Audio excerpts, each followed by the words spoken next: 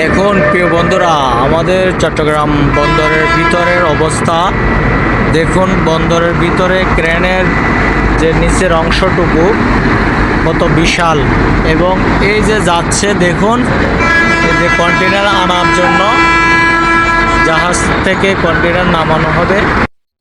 এই যে দেখতে পাচ্ছেন একটি কন্টেনার এই যে নামানো হচ্ছে। এই যে দেখুন,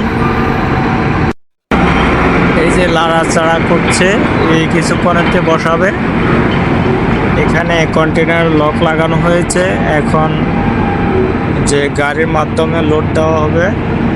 এই যে দেখুন কিভাবে লোড দেওয়া হচ্ছে, খুবই সুন্দরভাবে ধীরে সুস্থে।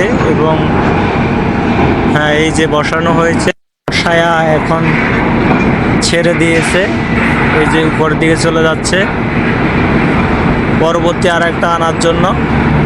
এই হচ্ছে কন্টেনার ওঠা নামার সিনারি।